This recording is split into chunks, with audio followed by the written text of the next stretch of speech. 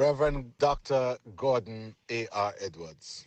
Narcissism and parental alienation, I believe, go hand in hand.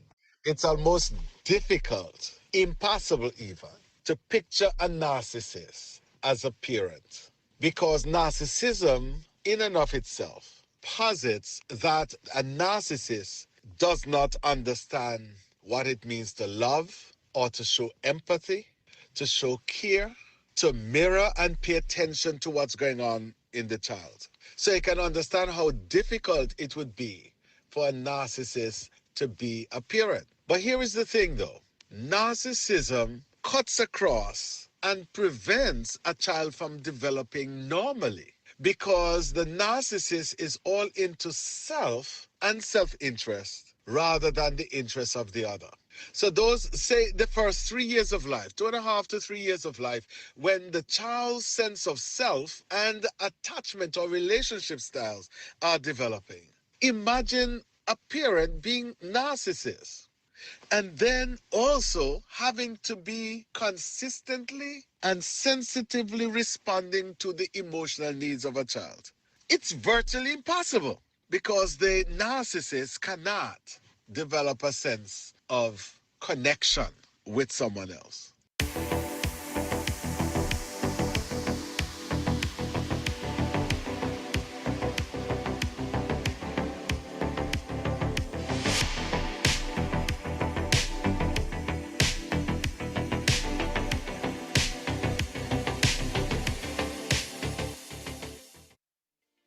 My name is Cornelius Bartlett. I'm the chairman and founder of Family Fest Barbados. I'm also a family advocate.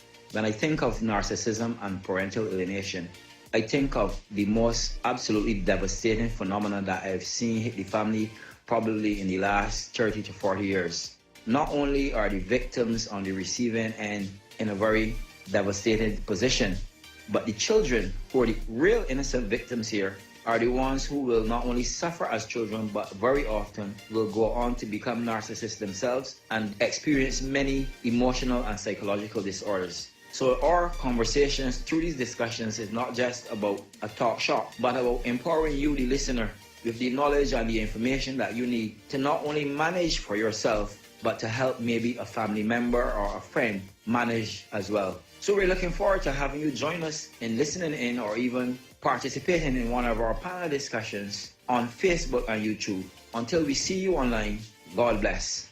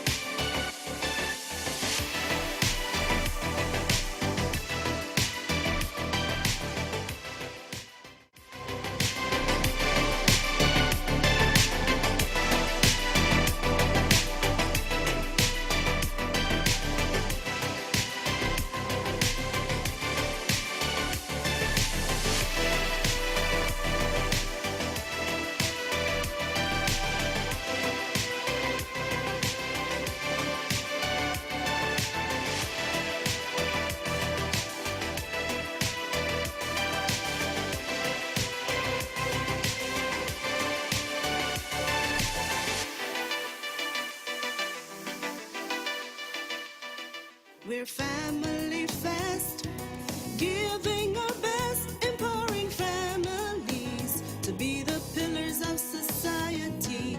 Family Fest, bringing healing and rest to hurting families, bringing help, hope, healing, happiness. With God on our side, we're marching strong, looking out for hurting children all around. Helping the parents carry on. Standing united, we'll overcome.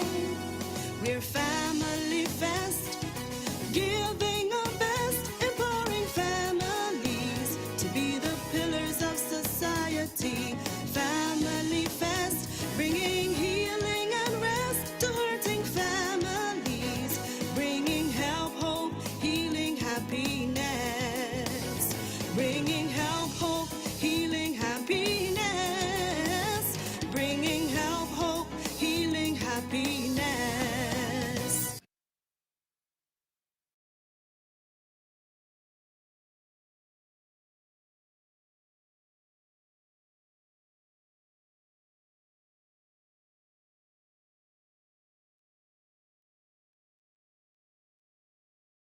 Warm greetings and welcome to Family Fest Barbados 2024.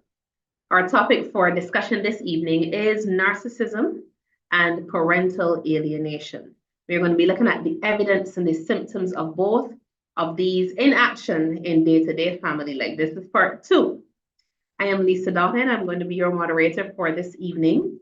And our panelists, the panelists joining me are Alison Gotit, we have Shernell Clark, and Dr. Ronald Chase. So we want to welcome them as they join the discussion. We're going to be hearing quite a bit from them this evening. So just so you understand exactly what's happening here, in our part 1, we took a look at the issue of narcissism and parental alienation from the roots. So we had a better understanding of them both. But now in part 2, we're going to be having a discussion where we seek to go a step further. We're going to look at narcissism and parental alienation in day-to-day operation. And we hope that this discussion will help those who are suffering presently. We want to offer comfort. We want you to know that all is not lost. And also knowing that you're not alone. And the fact is there is help as you manage these dark and sinister family dynamics. While there are linkages between these two, we want to make sure everybody's clear that they're distinctively different. And as such, the techniques that we use to navigate them have to be different as well. We don't want the discussion or want you to think that this discussion is going to be a quick cure. It will not.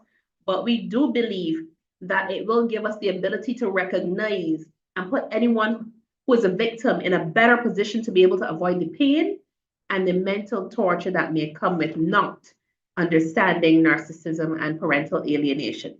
So you understand our objective, where we're coming from in this part 2. I look forward to our discussion. I just want to welcome our panelists to join me here as we share with you on narcissism and parental alienation in day-to-day family life. So let's welcome Alison Gotit, we have Shernell Clark, and Dr. Ronald Chase. Welcome to you. Yes, got to have you with us. So as we get started, like I said, it's a discussion. We're chatting, we're sharing our thoughts.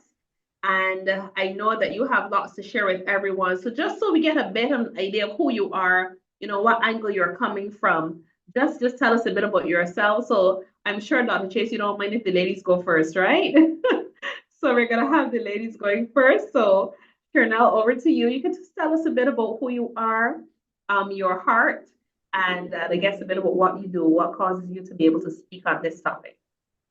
Good evening, Lisa, and good evening, everyone, the fellow panelists and those who have logged on to join us this evening. Well, I am a guidance counselor. I have been in this position at my current school for the past 5 years, but I've been a teacher in the system, the education system for, well, this is 23 years or so. And so I've had cause to interact on a daily basis with children and seeing them in situations that not everybody might get to see them in. Even as a regular teacher in the classroom, that was always my heart, to look at the other side of the child rather than just the academic side that they may be going through. So as in that position, I used to run a choir at the school I was at before. And that gave me the opportunity to see the children outside of the classroom. And that's where I made a lot of my connections with the students, because I would have to look after them beyond the school, the 4 walls of the school. I would have to look after them sometimes. So I got to know children deeper. But it has always been my desire to work with children. I did other things like journalism and banking and stuff like that before I arrived at my goal, which was to be a teacher.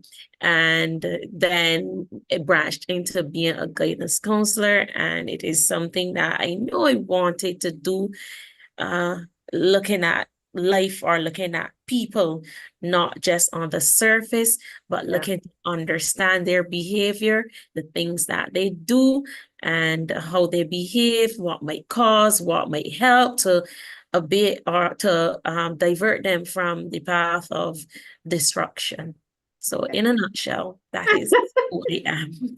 Yes, yes. So we're gonna understand them when you speak, when you say what you say. Yes. Wonderful. Thank you. Alison, over to you. Hi, good night to everybody, the panelists and those who are joining us. My name's Alison Gotip. I'm the Director of Clinical Services at Verdant and Marina House, aka the Substance Abuse Foundation. Why I think this is very important is because we do a lot of research at the drug treatment rehab facility, and we found that there are persons, when we look into the history of the persons and why they use and their coping mechanisms through using drugs and mood altering substances, that it normally starts in the family. And when there's family dysfunction, I'm sure Chanel can attest to this, it does manifest within the children. So I think it's really key. And as a qualified clinician, we're always looking for the why. It's not just the behavior, but looking underneath and looking at the why. And we found that, there is this parental alienation, how persons speak and interact with their children, that really does, then unfortunately impact the children in a negative way. And sometimes some of their coping skills are those unhealthy behaviors that we see at the Substance Abuse Foundation. Okay. All right. Looking forward to some more from you, Alison. Yes, over to you, Dr. Chase. Yes, a bit about you. Hi, good night, everyone. I'm a general psychiatrist, adult psychiatrist. I've worked in the field of mental health for the last 16 to 17 years, mainly in public practice in terms of the Queen Elizabeth Hospital and the psychiatric department there, and now at the psychiatric hospital. I do some volunteer work, as Alison would know, with the Substance Abuse Foundation. One of my areas would be addiction psychiatry, but also forensic psychiatry, where I work a lot in the prison setting and with the forensic clients. So the psychiatric assessments and things I would be asked to do by the court. So I kind of see sometimes the end result of childhood issues. And in some cases, as Alison said, even sometimes the client themselves actually tells you about these childhood issues. And then that's when you realize the way behind the behavior. Yeah. In my role as a general psychiatrist, obviously, but I've also worked with the child and adolescent mental health clinic through the psychiatric hospital. And obviously, we still see patients and children coming into the assessment unit. And there's even from my days at QEH, with our interaction with the children that were referred to us, and usually, unfortunately, it did also mean referred to the childhood board. And in those family meetings, in those multidisciplinary meetings with the family, we really saw the family dynamics and the interaction between the two parents and how it affects the child. Moving over to the psychiatric hospital in the same manner. So it is a topic, particularly parental alienation, is something that we need to clearly discuss, not as was said before as a talk shop, but in terms of going past identifying, and it's not about pointing fingers, it's not about blaming anyone, but it is now about what are we going to do to want to prevent it and to heal from it. Wonderful. I know that for me, whet my appetite. So I'm eager to hear what you have to say as we get a little deeper. So I know, like I said, part one, we did a general look at what is narcissism, what is the parental alienation. But my first question to all of you, could you tell our listeners, give us a deeper look into some of the ways that narcissism and the parental alienation will manifest in day-to-day family life, right? So how does this look? I'm now hearing about this thing. I may have heard about narcissism before or parental alienation, but what will it look like in that day-to-day family setting? So I don't know who wants to be out of the gate first, but shall we go with the ladies again? All right, so Alison, you're ready. Yes, please. So how it manifests in day to day, looking firstly at parental alienation is the, one parent bad mouthing the other parent. Now we understand that sometimes there can be disruption or disconnection between two parents, but we have to be so mindful of what we do as parents and the impact that this type of talk has on the children, because I always say that children pick up on energy more than we think they do. We also can look at how it manifests in sometimes when it's one parent limiting the contact with the other parent, and even maybe legitimizing it and saying, well, you know what, it's because they done this, it's because they haven't paid child support, etc. But the impact that has on a child when we're looking at raising well children is important. It really is not, it's so difficult sometimes, but it's really not dependent on how you feel about the other parent. The fact is we need to focus on the child and looking at, how we can develop the child, because you're then putting the child in a precarious situation where they almost have this loyalty conflict, Lisa, where they don't know if to go with mummy, they don't know if to go with daddy. And it's not always single parents, it can also be in a household as well. So then the children pick up on that, and then that then manifests itself into internal conflict with the child. Yeah. All right. All right. So thank you for that, Charnel. Give us a bit more about how whether narcissism or the parental alienation, or both of them, how will they look in the day-to-day family setting?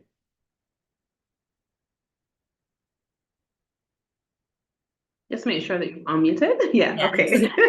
Okay, so in the day-to-day setting of the household, or not necessarily household, as Alison said, but in the relationship between the two parents, you may have that the child that is taking the side of the alienating parent, they totally dismiss anything that is positive or anything that the other parent may have had with them, in terms of, let's say, they may push aside the times that the happy times they may have spent together, the times that they actually had a good relationship, and they take the position that this parent is no enemy number one, where they don't want to have any interaction with them. They hate them, they're rude, and they don't see any reason or they don't see anything wrong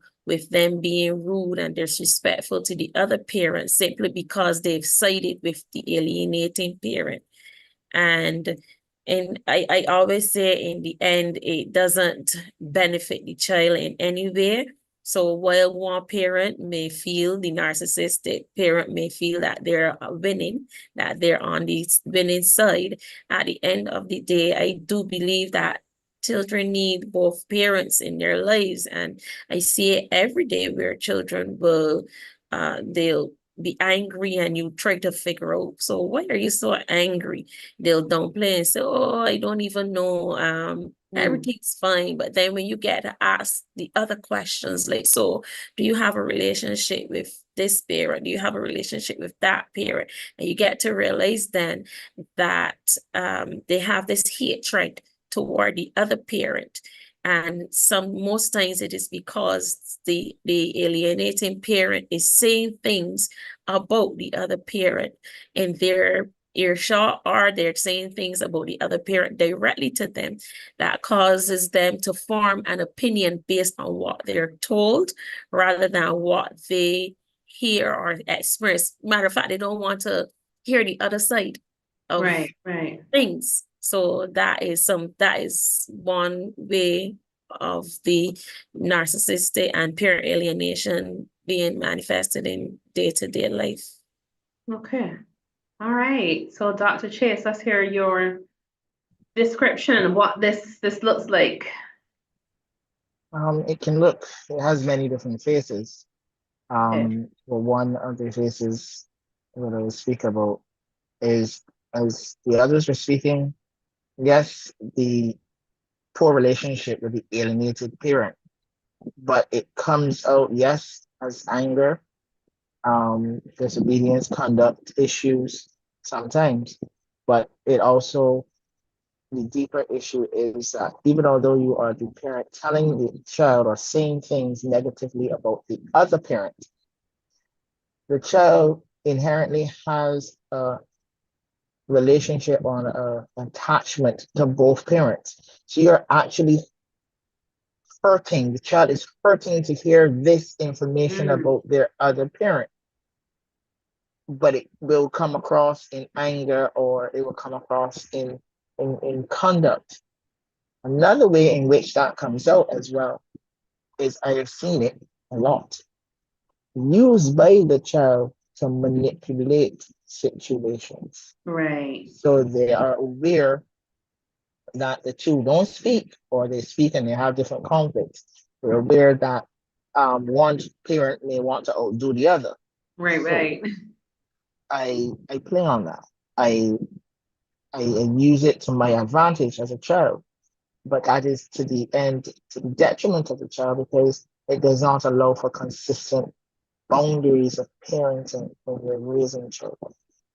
And therefore, one parent wants to outdo the next, so the child has two of everything, or gets everything they want, or manipulates them. So one parent thinks, okay, well, oh, he ain't giving you no money. Okay, you've gotten money from both parents, because both of them thinking that the other gave a negative response based on your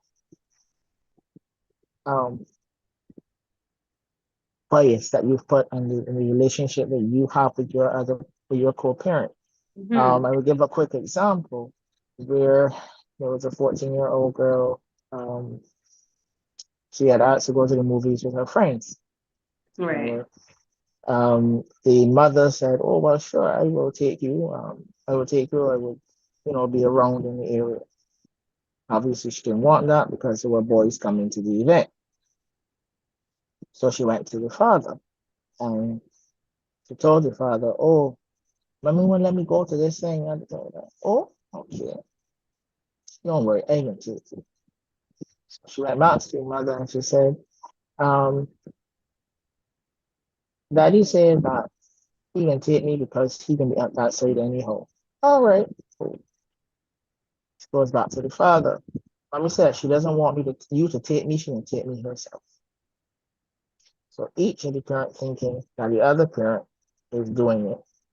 And because of the relationship or lack thereof between the two, and the child has picked up on the division based on what the father has said, based on what the mother has said to them or in their presence about the other, they know that's what I mean talking.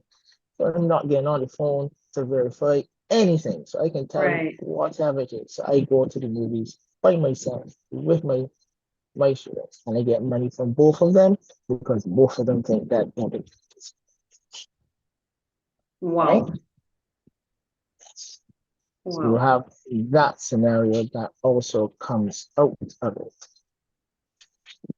Okay. So what I'm hearing there coming out though is that child developing the ability to really manipulate situations, based on the alienation. And when I was listening to everybody, I'm seeing a really clear picture of the parental alienation. I just want to get a little bit, it doesn't have to be all three.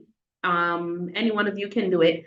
A clear picture, like what does narcissism look like in the day-to-day family operation? If you can give us that visual, what does narcissism actually look like in a family setting? Okay, Allison's up. Yeah, it can look like parents who the person wants to often dominate conversations. We talk about children having the ability, their home is where they're supposed to feel safe, where they should Right. be able to communicate and really turn up as their authentic self. But when you have a parent with those narcissistic traits, it may be that they dominate a lot of the conversation, or they belittle each other or the child, and they also exhibit a lack of empathy as well. So it's not much care and concern. It's about me, myself, and I am maintaining control by any means necessary in order to boost their ego. So it really can be very challenging for a child to feel safe. It's just, let me be quiet. Let me not say anything. Daddy or mommy are the ones who are in control. And that lack of empathy, where we're not checking in with the, or we're suppressing the child by expressing emotions. And that's where then we sometimes unfortunately see them as our clients, because they're not allowed to express themselves. So when I'm feeling something, I need to stuff it down. What can I stuff it down with? Possibly, some mood altering substances, because they're not given the freedom to express their emotions, which is a natural development for a child. And when we talk about adverse childhood experiences, we tend to forget, we think about trauma, or domestic violence, but we tend to forget about the emotional neglect sometimes of the parents, because they're not allowing the child to be a child and to express themselves in a safe environment. Okay. All right. Yes, Dr. Chase, you wanted to add to it? Yes, sis. Additionally, as well, we have, with that scenario, even the narcissistic, or the parent with the narcissistic traits has spoken down so much about the other parent to the child, or in the presence of the child. When the child then does something negative, it can't be from me, or you just like the other parent. And so anything negative or anything that the child isn't good at, it is not, that is, you get that from the other parent. You get that from your father, you get that from your mother, right? But then you have also painted such a negative picture to that child already of the other parent. And where you are trying to say, okay, well, that, and you're actually, the narcissistic parent is trying to get yet again at the parent through that analogy, as well as reinforce in the child the how bad the other parent is. But what that narcissistic, or parent with narcissistic personality traits has not realized is that they're eroding that child's self-esteem. Okay. And when you erode the child's self-esteem, that is also a setup for the child to be, it's one of the defense mechanisms would be to mimic what the other parent is doing and develop some narcissistic traits. Another thing that would happen, it would lead to depression, self-medication with drugs, anger, and that's when you get in contact with the criminal justice system, and unfortunately, hopefully, or not hopefully, see me. Oh, wow. Okay, so we see some chain reactions here. Serious ripple effect. Charnel, you wanted to add anything to this one? Well, in terms of what you see on a daily basis as well, sometimes the narcissistic parent can play the victim card often, where they complain to everybody that everything is at them, and they have and they're being unfair. They're the one that has the burden. They're the one that, and it's all about them and how everything is in their court, and they don't have any outlet. Not to say that they're not real cases of such, but you will find that that narcissistic parent can come over and or paint themselves as the victim in the situation, and then thereby that is going to draw the children over to their side and take the view of the other parent. So that can also be one of the ways that it is manifested in day-to-day life. Yeah. All right, so you've given us that picture. So we have a clear idea. I like these scenarios, I really do, because sometimes you see things, but you don't know what it is, so you can't name it. You can't address it if you can't name it. So then as family members navigate with narcissistic persons in the household, and persons who are alienating children and so on. What are some of the mistakes, though, that family members may make in these settings where narcissism and parental alienation are in operation? What are some of the mistakes that we may make? Right, Dr. Yeah. Some of the mistakes. You find that personality traits are common within families because it is a behavior, it's a pattern of the person's behavior.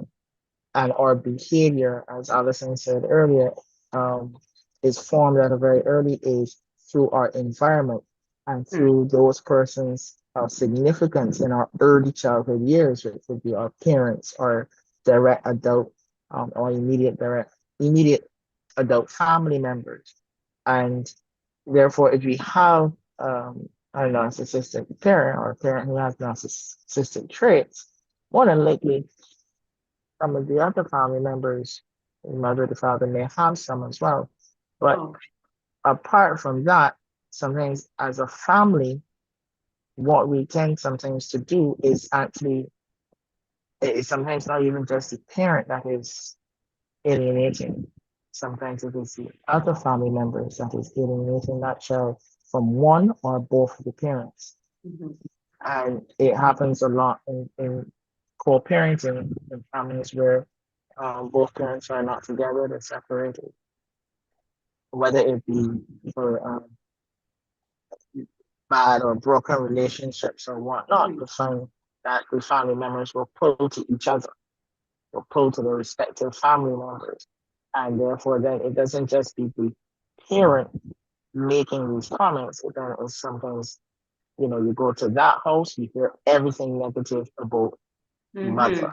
You go back to the mother's house, you hear everything, not just from the parent, but everybody, the aunt, the cousin, everything negative about other parent.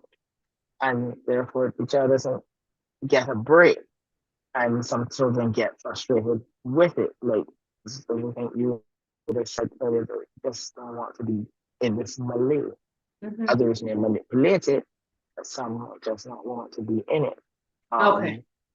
So we need, as a family, sometimes to recognize the impact that we have on what we say to our children, to and in front of them. Right. And that's the issue. We sometimes voice adult matters. And when I say adult matters between the adults in front of the children, in earshot of the children. You having a low conversation in the living room, the child in the bedroom, obviously the child hearing everything you're saying. Yeah. Okay. So, and whether that is on purpose or not recognizing it, but that has an impact because you're actually undermining now the authority of the other parent or both parents. So when you are now looking at discipline, at setting boundaries, teaching and coaching your child to set their own standards and their own boundaries, you have undermined my authority to do that or to reinforce that. Parenting takes two, and everyone is not just the two parents, but the extended family. All of us have to be on the same page. And if we're not batting with the same team, it's all over verbally, maybe in the background, okay, fine, we are all humans and it's perfect. If we don't appear with the unison, that line after you talked about batting with in the same team. I missed that next line there. We may have our own interpersonal issues, but we have to, because we are still human, we are not perfect. We have to still be able to present a united front so that the child and the children recognize, okay, well, they may have their differences, but they come together for a particular purpose, me. Right. And that also improves the child's self-esteem and understands that there are, give them that place of being wanted, place a sense of being appreciated and loved. But when you have two different sides of the family or two people in the child's ear with negativity, the child might say, why was I born into this? Oh my. Oh my, that last sentence you made though, for me is like straight suicidal thoughts. It sounds like to me. I mean, you're the counselors and the psychiatrists and so on. But I listen to you talk about the mistakes that the families may make, and I felt disturbed. I mean, I'm not a child, but I felt disturbed, at the fact that the village, everybody in the village, they're continuing with the negativity and so on. So I don't know if the ladies, if you want to add anything to some of the mistakes that family members may make, anything that you really want to bring our attention to. Yeah. Allison. Yes. Following on from what Dr. Chase was saying, I think we also have to be mindful that even in blended families, and I can give you an example. 2 days ago, I had a call from somebody who was adamant that their child, well, he's 18, should come and be accepted into Verdun. When we dug deeper, we found out that what happened was that you had the mother and stepfather. And what the stepfather was doing was alienating the biological father by stating, your father doesn't want you. You see how I've looked after you since the age of 2. You're too ungrateful, right? You're too disrespectful. You need to respect me because I'm the only man who's looked after you. So that when we have a blended family, we have to make sure, as Dr. Chase said, always presenting a united front. I alluded previously to some persons who will disconnect or sever ties with the biological father because they may not be contributing financially. Now we understand we're in Barbados. We know it's expensive. We know that you need a lot of money to raise children. Trust me, I have 4, so I know, right? I know, right? But for me, and this might not be a popular belief, there is no reason just because someone is not giving financially that you need to sever those ties. As Chanel said, I am a proponent of both parents. They might not have to be in the same household, but both parents, because that child needs to have both of them to grow holistically. And, it's also what I think is also interesting is that sometimes in single parent households, normally headed by females, that child, especially if it's a boy, will normally hear, you're the man of the household now because your dad left us and abandoned us. Yes. And now you are the man of the household.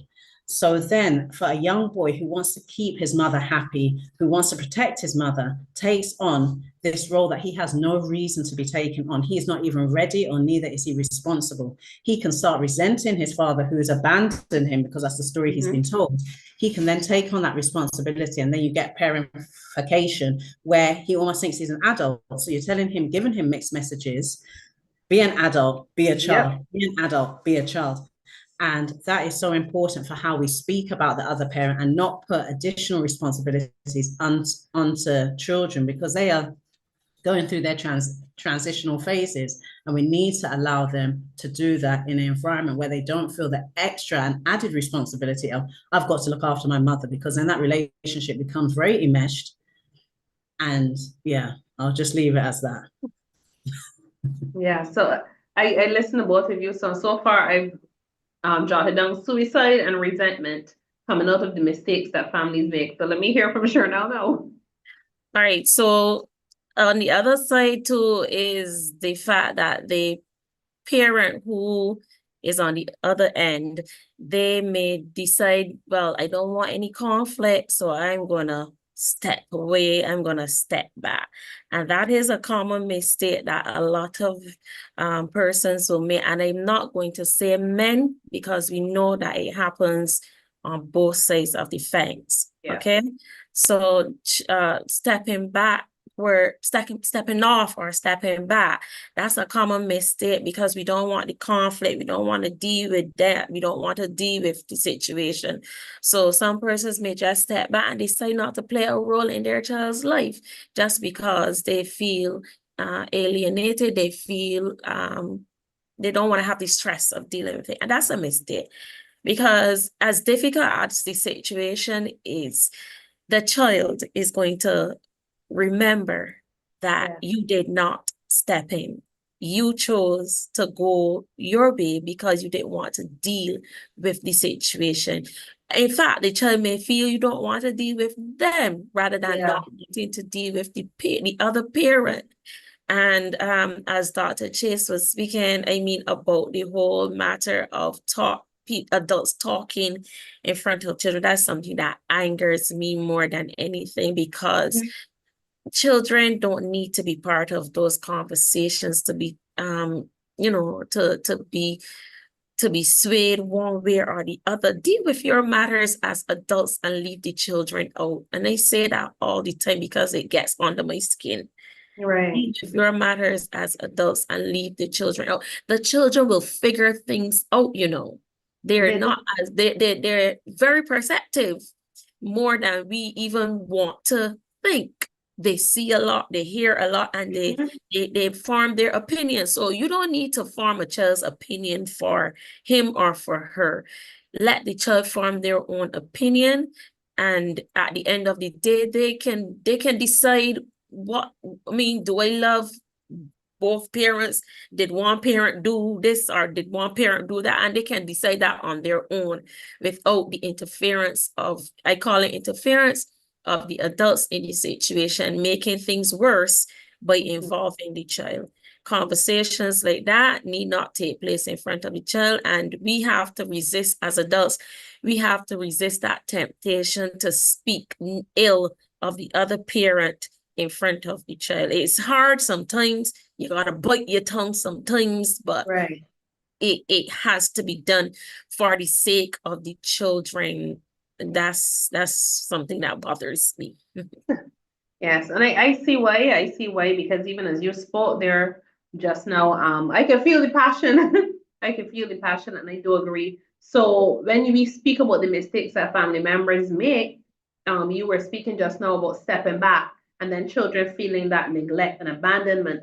So my question then, as it relates specifically now to parental alienation, my question here is, how and when does parental alienation really start?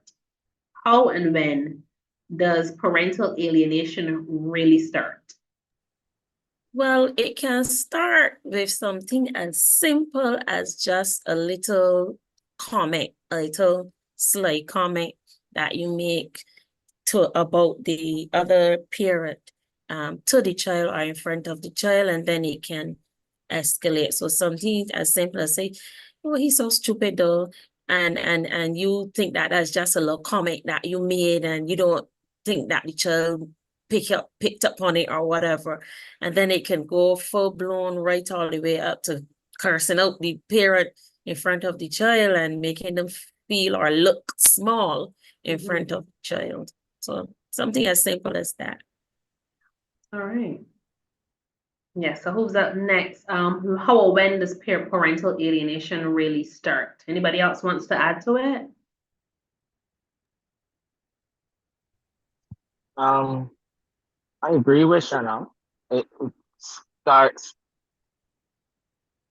It starts really very subtly, but that's the nature of anything that's negative. Sometimes it creeps up on you. So it starts with a very negative, simple negative comment. Oh, you father never have any money, right? You ever got money for anything? They ask you for anything, and then you see it repeated by that child to the same place. They actually sort of may go to the parents and say, well, like so much money. I got the money. Yeah, you ain't got the money now. No. And it starts from there. It may not be purposely led by the other parent to to speak negatively like that. So it's very unconscious sometimes. That's not what you intended. You don't intend to belittle the person, but you are. That's what we say, like you're saying. Just like your father when they're doing things, or just like your mother when you're doing things that are negative or that you don't perceive as positive as the other parent, you then, just say that you holy your father, but it comes across in a negative way, very subtle, and you don't realize the impact that happens. I mean, there's also a very purposeful intent Mm-hmm. way of doing it, of starting as well. And that usually is associated with persons with relationships that have been broken and fractured. And there's a Right. whole set of animosity amongst the two adults in the situation, and then it becomes more purpose led. But within a family, some things that are, living together and living first, they have their these other subtle things. Oh, but she don't listen, your mother never listened, your father never listened. You're saying that what the father never They listened? they say those little things about the other Right. parent, right? Mm-hmm. You get mad on things, you get mad quick. You can't tell these certain things. So then the child takes that. Or there's certain things that I can't say to daddy. They can say to mommy, or there's certain things I have to say to mommy, they can say to daddy. And whereas that may happen anyway, I'm sure they'll say let that happen naturally by what the child sees, Right. not by and what the child knows to say, okay, well, mommy's strength is A, daddy's strength is B. So if something this scenario is an A, you're gonna go to mommy. Scenario is a B, we're gonna go to daddy. Not that we sit down and we say, oh, we plant that seed of bias, and then don't let us going back there to the mistakes. Don't let us then see the child come to the other parent for A reason. Oh, so when you going to A, but you just come to me with B. Okay. And a little jealousy starting to happen there. So when you come Yeah. to tell me Yeah. with A, right? Then the child may have just recognized either that you said certain things subtly, but the child recognizes, okay, A is mommy's strong point, B is daddy's strong point. Okay. And you just satisfied that that child has two parents that between the two of us, we satisfy what the child wants, needs. Okay. As I listen to you, Alison, you're gonna jump in now? Yeah? Yes. You can I was jump just in. going to say, Mm-hmm. that I think parental alienation begins when self-awareness and personal responsibility of the parent ends. Okay. Because you spoke before about resentment to the other parent. Mm-hmm. When you don't check in with your own personal self, do I have resentments? What is it about this situation or this person that has me feeling this way? Personal responsibility in terms of at one point in time we were united together because we've created this child, right? So I have to accept responsibility that they say you made your bed, you got to lie in it. This is who I have partnered with this child, to raise up this child, and they have the right. They also have a role in this child's life. So for me, parental alienation ends when self-awareness starts, when self-awareness and personal responsibility ends. Okay. All right. So we're hearing that it can be subtle then or blatant.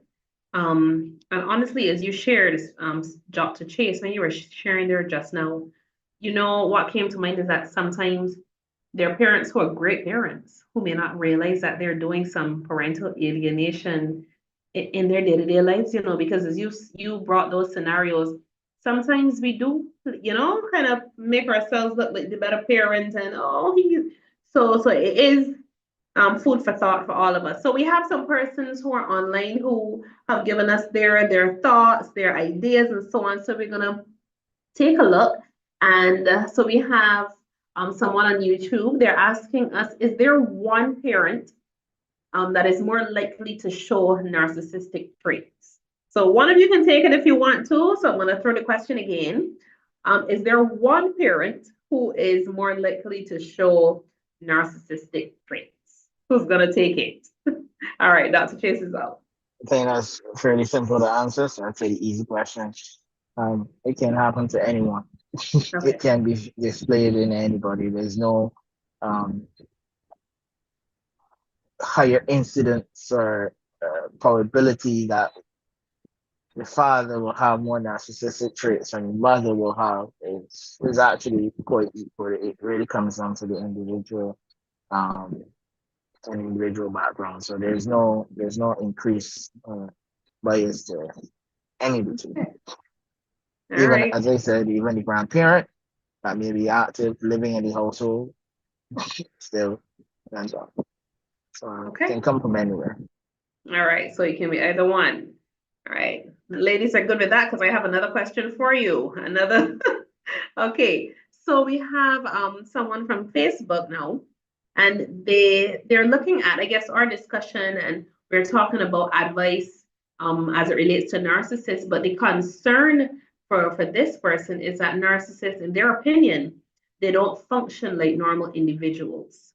So we're given advice how to navigate and so on. But in their opinion, the narcissist is not, I guess, rational, thinking in a normal way. How do we really navigate when we're dealing with a person who's like that? So who wants to tackle that one? I hope the question is clear enough for you. Yeah? Okay. Which one? Okay, Chanel is up. How do you deal with a narcissistic person? Yes, because In they're some saying that the narcissist, cases, uh-huh. that the person is not really aware, or the person doesn't think of themselves as behaving out of the norm. Basically, so in that case, the worst thing to do is to tell them that they are narcissistic, because then that would give a very negative response. But in terms of handling the situation, like I said before, you confront your own feelings about the situation and deal with them. The person is going to be difficult, yes, but at the end of the day, don't step back and give up your rights as a parent or give up your responsibility as a parent. But you have to be firm as well in terms of ensuring that you are in the child's life and that you are doing, and it doesn't matter, because sometimes you may be doing the world of good to be involved in that child's life or the children's lives, and everything you do is discounted because that person wants to discredit everything that you do. So what do? Do you step back and say, well, if they can say I ain't doing anything, I ain't doing anything? No, continue, do even more. And it's not that you have anything to prove to anybody or anything to what you have to gain rather is the love and the trust of your own child, and making them understand that even though this is a difficult situation, I am trying, and they'll see you eventually. They'll see you.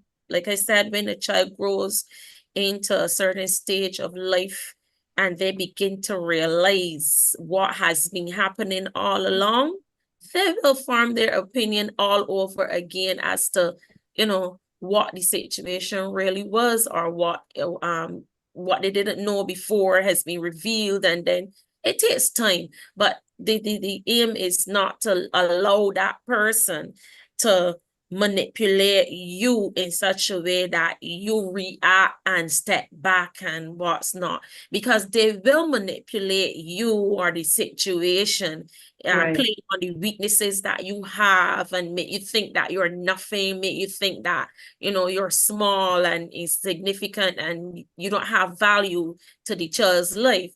But you have to accept, yes, that you have faults. We all have faults. Nobody is perfect. But accept your weaknesses, accept your faults, and step up and do the things that you know that you ought to be doing as the parent in that relationship. Okay.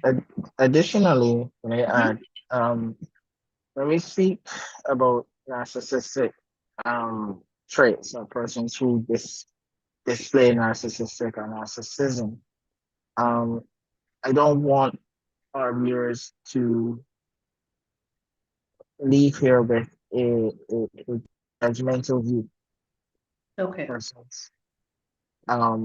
Because as Chanel said, we are all human. We all have our mistakes, our flaws.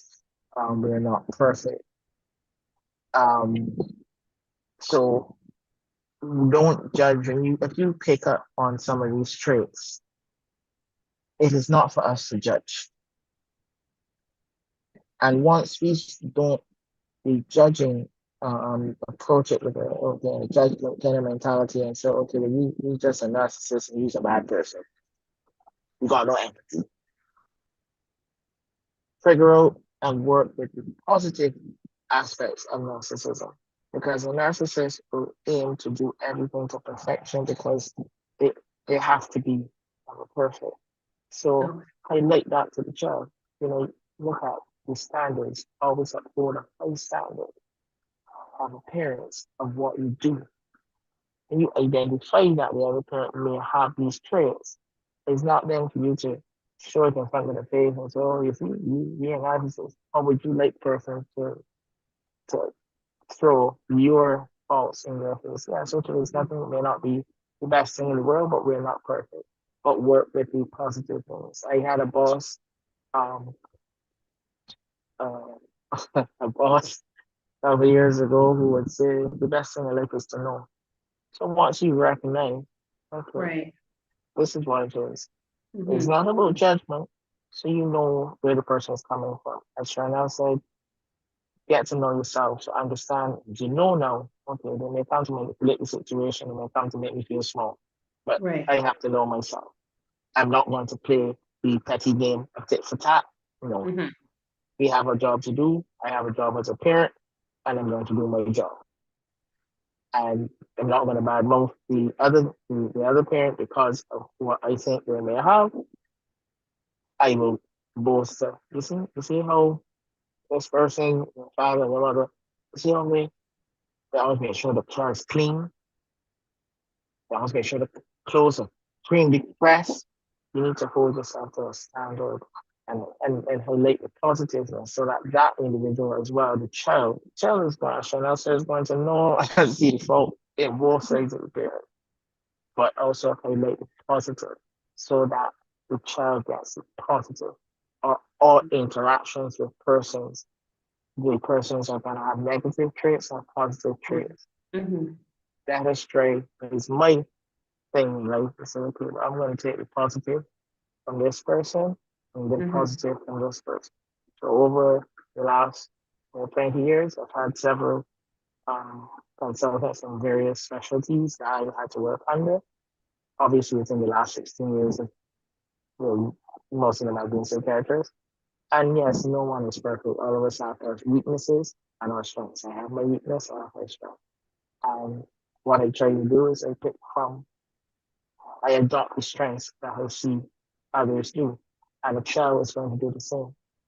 Mm-hmm. A child, you need to encourage your child to do the same. You need to encourage your child to pick the positive traits from me and the positive traits from the other parent.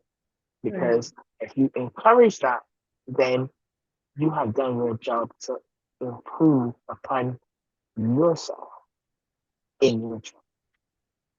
Okay, so I'm hearing a serious call for maturity and selflessness and self-control based on what you're saying in terms of navigating waters with a narcissist. So someone sent us another message and they're purporting that narcissists don't follow rules. One of you can take this one. Do narcissists follow rules? Because how are you going to be self-control with somebody who's not following the rules? Okay, Allison is taking it. I think off of what Dr. Chase was saying and what Chanel was saying, labeling, and I think narcissism, along with things like, oh, I'm bipolar, have become very popular recently, and everyone's got that label. Oh yeah, that person's a narcissist, right? Let's just look at the behavior. None of us are in the position of Dr. Chase to do diagnosis, and sometimes we don't even need to do the diagnosis. We need to look at just the behavior, right?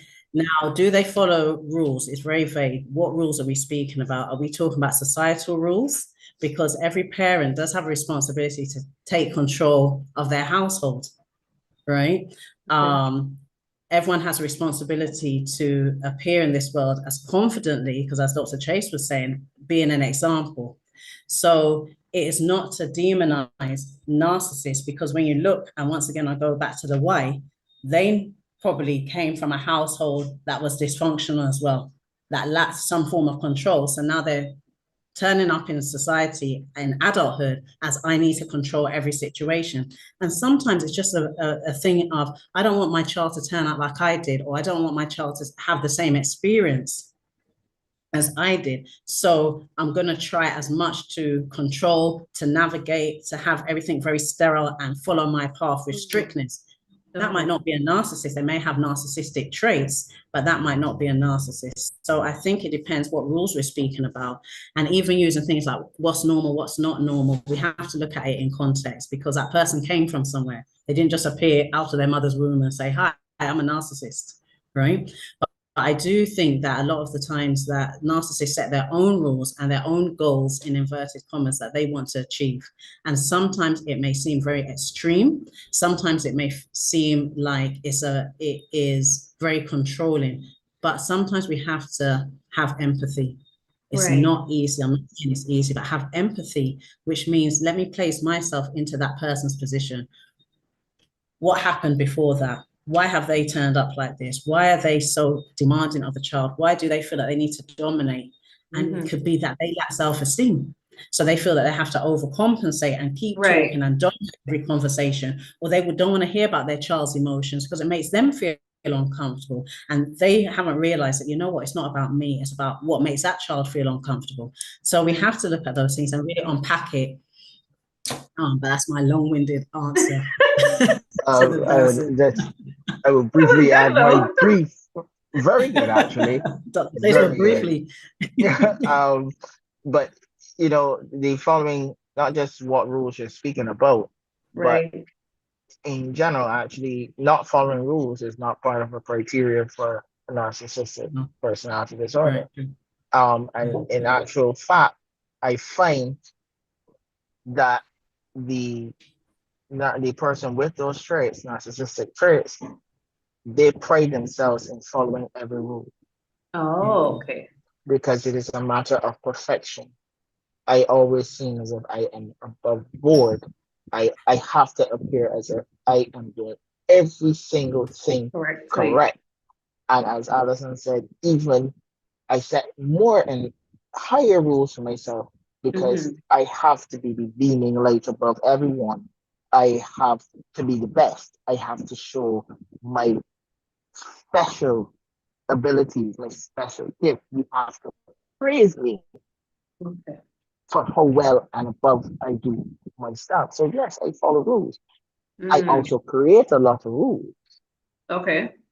Based on, because I'm following all these rules, and based on the rules, the general rules, the laws, or the rules of ethics, I also create as a parent rule.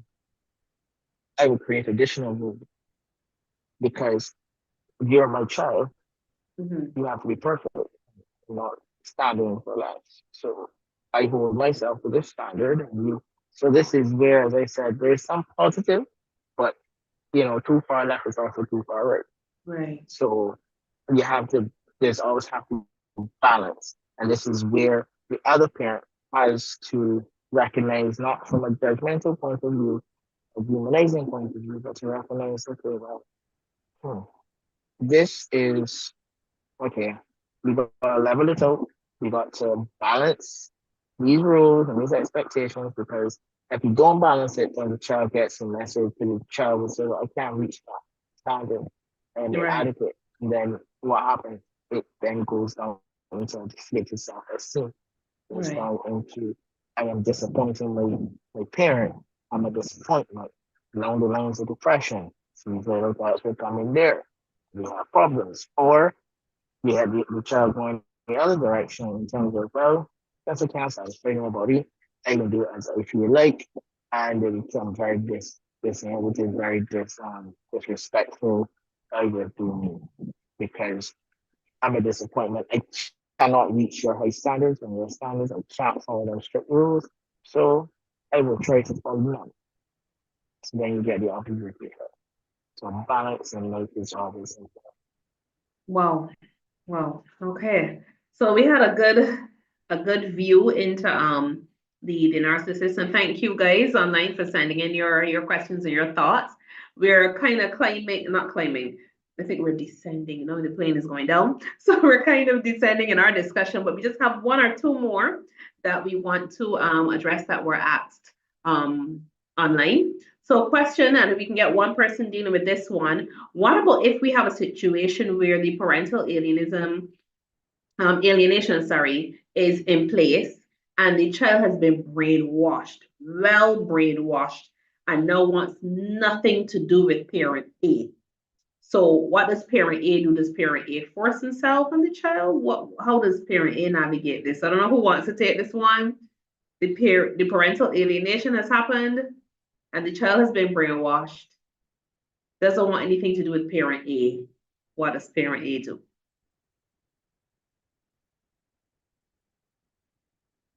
I can see everybody just there like, okay. And then the brain is going, okay, Allison is going. But Wait, or is it Dr. Chase who's really going? I let Allison start. Ladies go first. Thank you. Thank you, Dr. Chase. I think that children, like most of us, can be very visual learners. And what I would advise is actions tend to speak louder than words. And there needs to be consistency from that parent that has been alienated, right? And it can be very frustrating because you want to give up. You feel frustrated because you're almost being stonewalled how to get in. But what I do suggest is through your actions, if that means employing or engaging, some therapeutic intervention, if that means still turning up, to the football match, if it means, and they may completely ignore that person. But having that resilience is so important generally for parents. But when you feel that you've been stonewalled, just keep on keeping on, because children, after a while, that persistence and that, you might not like me, but I'm still going to show up for you. I'm still going to be there. I'm still going to give financially. I'm still going to give those encouraging WhatsApps. Whether you ignore it, whether you respond to it, it's neither here nor there. I'm still going to, big you up when you've done well at school. I'm going to post you on social media, and those things after a while, because children learn through action, because we can say, I love you, I care for you, I want you to be part of my life, but it's through action. And so I think that is one of the steps that alienated parent can do. Okay.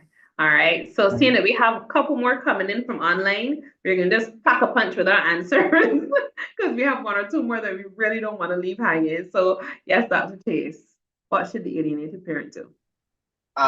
Strictly, as Allison said, reinforce, just keep doing, and as I said earlier, keep doing what what you as a parent and the role of a parent has to do. It doesn't matter. And in some cases, that stone wall that the child puts up is actually a test of what the child is being, the negativity and the negative things the child is being told about the other parent. That stone wall goes up because they're not sure, okay, is this true or not true? I don't want to get emotionally invested in it.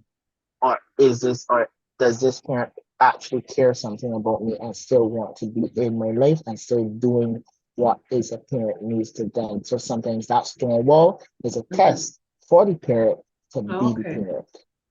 Okay, so keep at it. Just keep at it. So quick question, this one, another one from online. From your experience, would you say, is there an age that children start to come around? I think Charnel had hinted to some things like that before, but around what time would you say children start to come around? Is there an age? Sometimes if the situation changes where the alienating parent relents, the situation might change, or with the right counsel, let's not call it counseling, but with the right persons in that child's ear, the child might decide, well, I am going to give the other parent a chance. Well, they might have to hide in some cases, but they might decide, hey, I want to see what my other parent is like, or I want to know what that person is like. And it's no set age. It can even be at adulthood. When a person is a lot more mature and they can't be controlled by the other parent, they might Right. decide to come around to say, I want to give the other parent a chance to hear or to see what they're like and to experience life with this person that has been trying or I never knew or whatever the case may be. Not that age, but they might come around when the time is right or when there are persons who, the voices of reason, I would say, Yeah. in their ear. Okay, I love your answer, and it's really clear. So I have two scenarios for you, and this person wants to find out from you whether this scenario falls under the umbrella of parental alienation or if it's just something else. So here's the first scenario, and just we can quickly give some answers to them. When a parent removes themselves from their child's life and intentionally has no relationship with them, is this a case of parental alienation? When a parent removes themselves from the child's life and intentionally has no relationship with them, what do we say? No, that's not. That's a big difference. Because child Why? neglect, They still have to abandonment. ask, like, So you're saying that's Everything. not parental alienation, that's something different. And what did you say, Sharnal? I said you still have to ask the question, why? Okay. Because it could very well be that they remove themselves because they don't want to deal with the parental alienation that's happening. In other cases, it could be something totally different. So yeah, Okay. it depends. Okay. All right. So second scenario, the reverse of that, where the child is not interested in having a relationship with the parent. Is that a case of parental alienation? The child is not interested in having a relationship with a parent. Once again, Lisa, it's a why. Like Chanel said, it's a why. Because children only become a product of their environment in part, as Dr. Chase was saying. So for a child to say, I don't want anything to do with mummy, I don't want anything to do with daddy, where did that narrative, how have they created that story? Especially when they're when we're talking about children, their brain's not fully developed. So what story have they been listening to and what story have they now started to create in their mind? So it's where did that come from? Getting to the source of that. Looking at the why. Okay. Okay, great. All right. And one other, before we do our concluding statements. Another person is asking us about safeguards. What safeguards and what protections can parents put in place to ensure that the child is shielded from, I guess, the other dysfunctional parent? So what safeguards, what protection can the parent put in place to ensure that the child is shielded from dysfunctional parents? Yeah, got you thinking. Positivity. All right, go ahead, Dr. Chase. Positivity. Okay. Create the positive reinforcing environment. Obviously, we're not saying that you reinforce negative behaviors, but you still have to parent, still have to discipline if necessary. But you have to create that environment, still create even more so that environment of reassurance, of affection, of being appreciated, enhancing and encouraging the positive and letting that child know. So in other words, keeping that child's self-esteem and keeping that child thinking in a positive manner. So that that child does not only absorb negativity or see the negativity. Yes, still the negativity in the world, but through that you need to refocus the child, not focus on the negative, focus on the positive. It's kind of like seeing the glass half full instead of half empty. Oh, okay. Yes, Allison.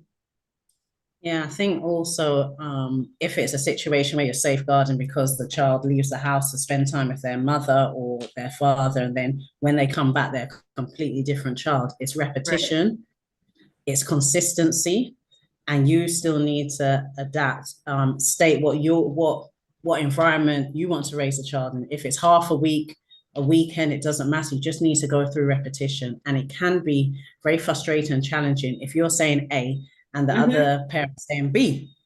Yeah. But if A is what you believe, just keep on repeating it to the child, because a child does get to an age, as Chanel said before, where they start being able to make decisions. Yeah, I like going to mummy's house because she has no rules. But believe it or not, children like rules, right? They need those boundaries. And after I was going to say, because to them, without rules, it appears that you don't care. So when they start getting a particular age, when they start developing, it is key just to keep repeating, doing the same thing. Yes, you don't want to keep doing it. It can be very tiring, but you need to build resilience because it's about your child at the end of the day. And once we're talking about safeguarding, not in terms of the child being harmed, but if you believe there's some, environments that you won't want the child to be exposed to or raised up in because you and your ex-partner or the other parent has, conflicting moral values, for example, then that's something you just need to keep repeating and being consistent in how you parent your child. Wow. Okay, so what I'm hearing coming out here a lot is not growing weary in well-doing, just keep doing what you're supposed to do.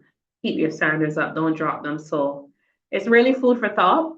And this is the time where you're able to share just any last words, any last concluding words with our listeners. We've looked at, if anybody who joined us after we started, our focus this evening has been on narcissism and the parental alienation, and we were looking at the day-to-day family life kind of setting.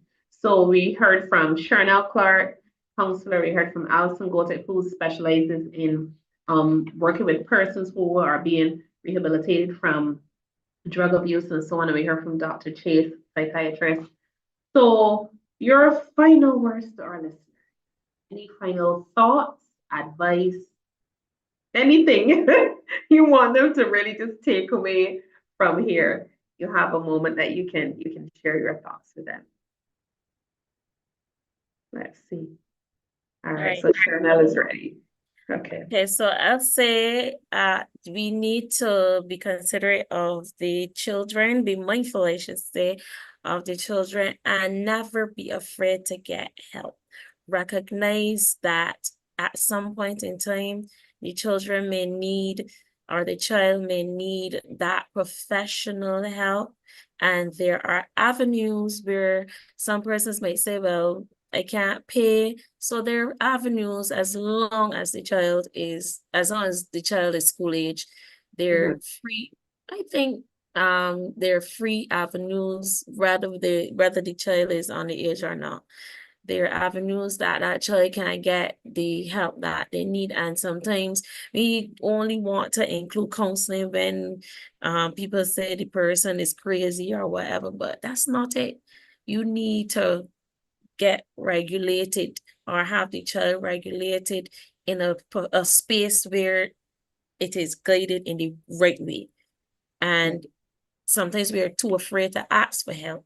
So I think that we have to recognize the time to put up our hands and say, I need help in this situation, so that the child can get help in this situation.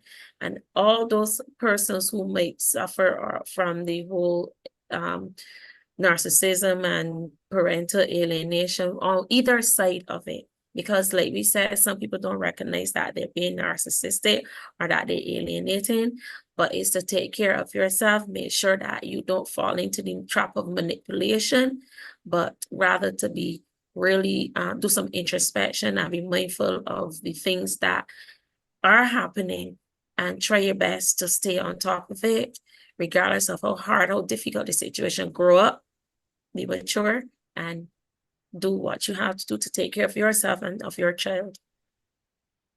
Thank you so much, Chanel. Thank you. Alison.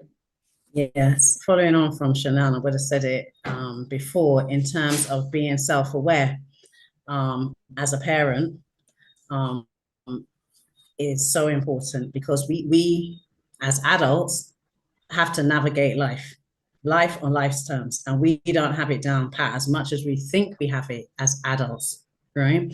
So having that level of self-awareness through having therapeutic intervention or, engage in some professional mediation, etc., because that is so important. And once again, that personal responsibility, because what we're not doing today, we're not demonizing persons, and we're not, it's important to understand that any of us can fall short at different times, and we sometimes do the best we can with the tools that we have.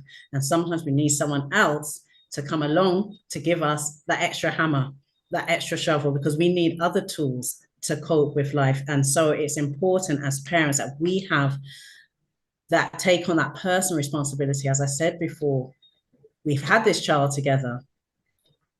At one point we must have liked each other, right? At one point we must have liked each other.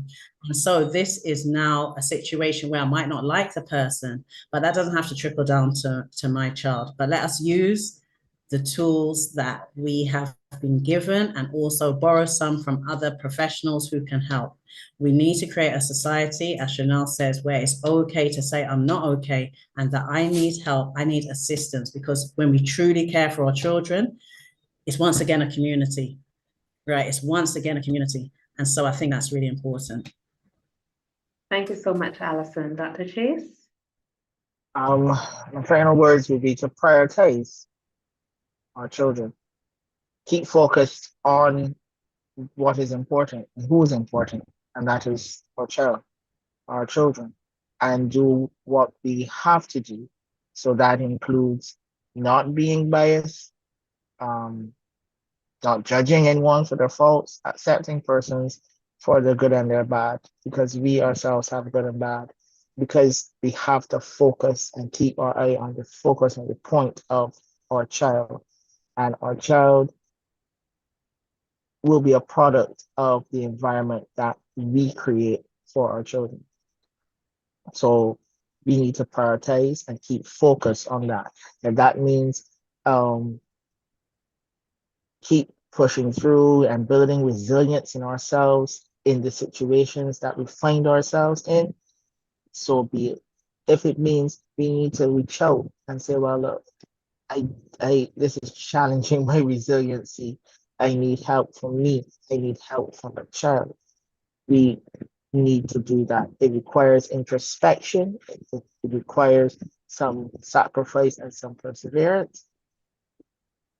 Prioritize the children. Realize that the focus is really, as a parent, that is your job, to prioritize the children so that they are not disadvantaged and they have the best advantage that you can offer and give them in life. So the final word would be keep your focus on your child. Good advice, good advice. This is Family Fest Barbados 2024, and I want to thank you all for sharing. It's been wonderful. I feel inspired to be a better parent. So thank you so much, Alison.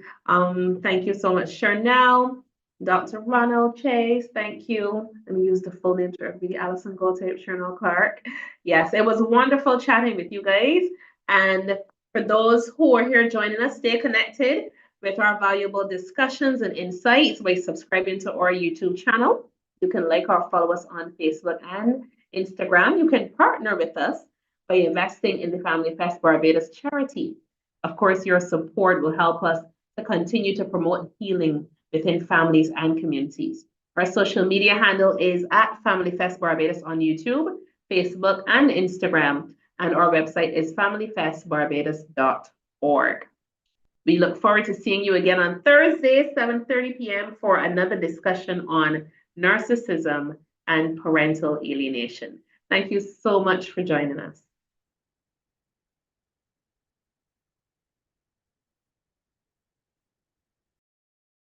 We're Family Fest, giving our best, empowering families to be the pillars of society. Family Fest, bringing healing and rest to hurting families, bringing help, hope, healing, happiness. With God on our side, we're marching strong, looking out for hurting children all around, and helping the parents